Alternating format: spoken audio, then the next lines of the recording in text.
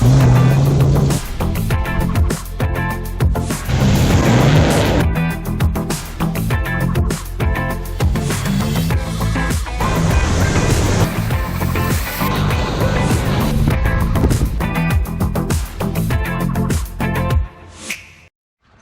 guys, welcome back to my channel. Today we are gonna be replacing SBC upper control arm ball joints. These are pretty bad already.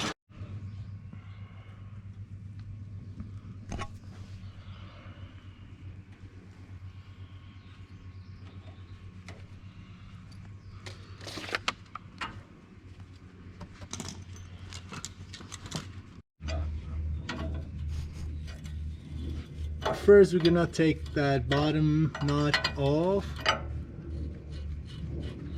Okay, so we're gonna take the ABS off so it doesn't get hurt in the way. Now I'm gonna take that big 32mm right here. When you can't loosen that knot, you gotta use a better lever. Bigger lever.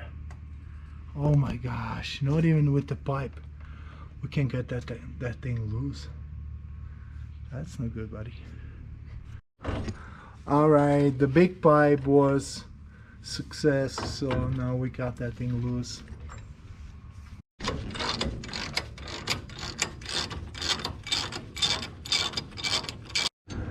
Okay, we're gonna put a bungee cord around that lower part so when we drop it, it doesn't fall all the way down. We got the old ball joint out. Nice. Yeah, that thing is nasty, as you can see. Okay, we're gonna put the new one in right now. Wait. We set the star shape washer the same way like it was before. You know, the instruction, if you read it, it will tell you exactly do the markings for what and where and how, so it should be all good. Yeah, we put a new ball joint into the same position. The depth, this is important for you to mark. Comes with these new nuts and pins, we're gonna put right here. So now we're gonna tie the castle knot to a 45 pound-feet, she said. 45 pound-feet on a castle knot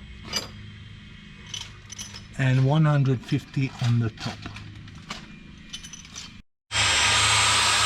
So now we have to drill a broken bolt, which is unfortunately in the upper control arm where the brake line is. We were trying to remove the line and the bolt just broke.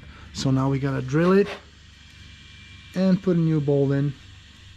Alright guys, job is completed. We replaced the ball joint on the upper control arm of SBC.